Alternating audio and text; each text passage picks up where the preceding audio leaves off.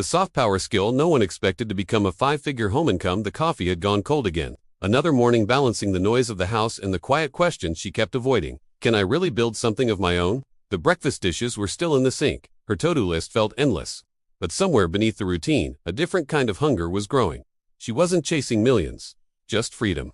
The kind that fits between nap times and school pickups. The kind that doesn't require explaining yourself to anyone. She'd scrolled past enough success stories to feel both inspired and invisible. But this time, something was different. The skill that changed everything wasn't coding. It wasn't graphic design or social media management.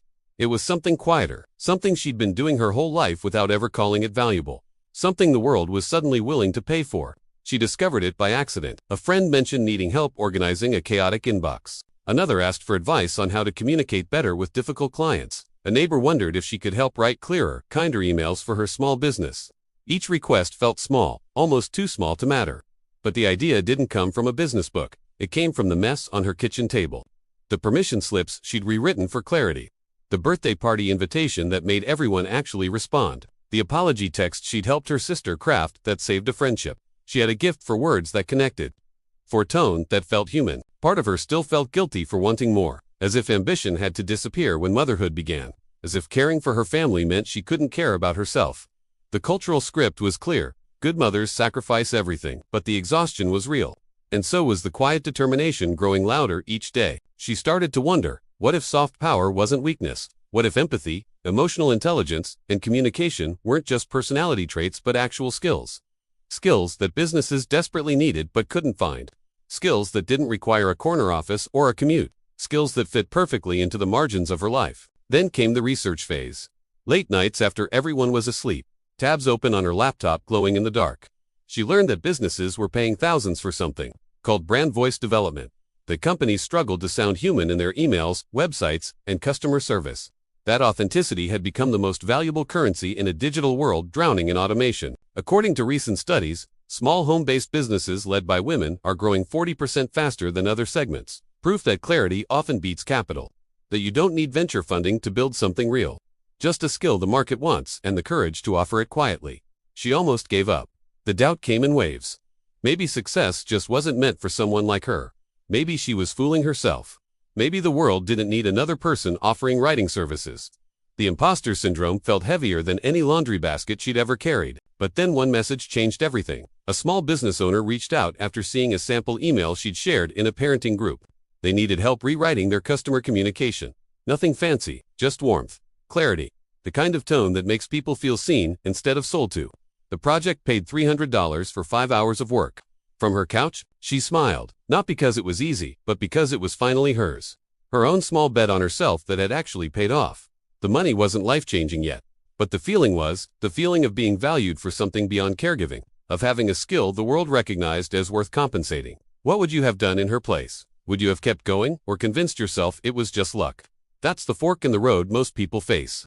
The moment when one success can either build momentum or be dismissed as a fluke. She chose to keep building. She started calling herself a communication consultant. Not a copywriter, not a content creator. Something softer, something that felt true. She helped small businesses sound like themselves. She wrote website copy that felt like conversation. Customer service scripts that honored frustration instead of dismissing it. Email sequences that built trust instead of urgency. The work came slowly at first. Referrals from satisfied clients, word of mouth in online communities, a LinkedIn post that resonated. She kept her rates reasonable and her promises realistic. She never claimed to be a marketing genius. Just someone who understood that people respond to people, not tactics. And businesses were starving for that. Then came the doubt again, the kind that whispers louder than failure. A client asked for revisions she didn't agree with. Another disappeared after the proposal. She had a week with no new inquiries and wondered if she'd already hit her ceiling. Maybe this was as far as it could go. Maybe she should be grateful and stop pushing. But something had shifted inside her. She'd tasted autonomy. She'd felt the dignity of being paid for her mind, not just her time. She'd proven to herself that her voice mattered, that her perspective had market value, that motherhood hadn't erased her capacity to contribute in ways beyond the home. She started studying brand psychology, took a free course on email marketing, joined a community of other moms building small businesses, not because she wanted to become someone else, but because she wanted to sharpen what was already there, to turn instinct into expertise, to make the invisible skill visible. Her workspace was still her kitchen counter, but it no longer felt like chaos. It felt like possibility. The laptop that used to only serve for grocery orders and permission form downloads now represented freedom. 4 to 6 hours a week. Sometimes less. Sometimes more. But always on her terms. The breakthrough came when she realized she could specialize. Instead of being a generalist communication consultant, she focused exclusively on small businesses that served women, wellness practitioners, therapists, life coaches, doulas, virtual assistants, people who were brilliant at their craft but struggled to talk about it without sounding salesy or hollow. She became known for something specific, helping heart-centered entrepreneurs sound like themselves. Not like a marketing template, not like everyone else. Like the humans they actually were. The clients kept coming. Referrals multiplied. Her monthly income crossed 4 figures. Then crept toward 5. Sometimes, growth doesn't look like progress. It looks like staying. Staying consistent when results are slow. Staying kind when clients are difficult. Staying committed when no one's watching.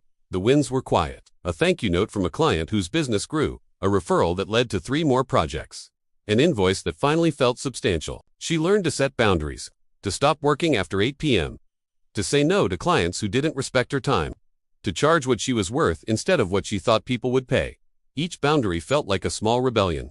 A quiet reclaiming of self-worth that had been eroded by years of invisible labor. The numbers told one story, but the emotional transformation told another. She stopped apologizing for having ambition.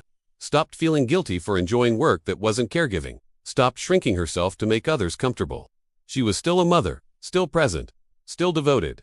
But she was also someone who had built something real, something hers. Disclaimer: this content is for educational purposes only and does not replace consultation or assistance from a professional.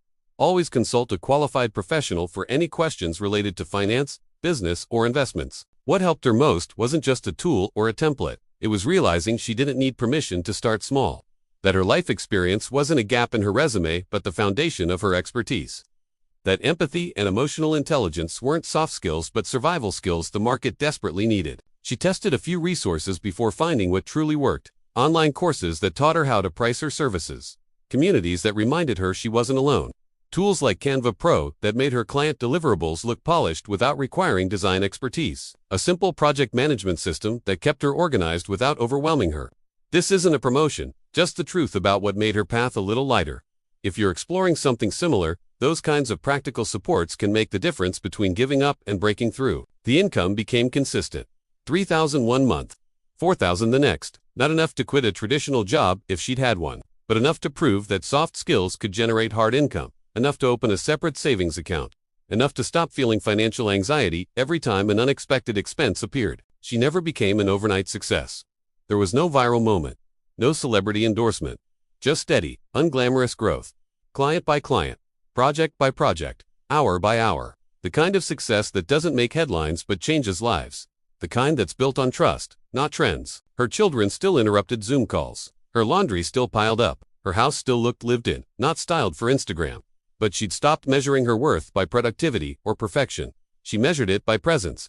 By showing up for herself the same way she showed up for everyone else. By modeling for her kids that mothers could be multidimensional. That ambition and love weren't opposites. When she poured her coffee the next morning, it was still hot, because this time she wasn't rushing. She was building, slowly, steadily, on her own terms. The quiet revolution wasn't loud. It didn't demand attention. It just kept growing. One email at a time. One client at a time. One small victory at a time. Tell us what part of her story resonated with you most, and where you're watching from. Your journey might just inspire the next one. Tell us which country or city you're watching from. See you in the next video. Bye.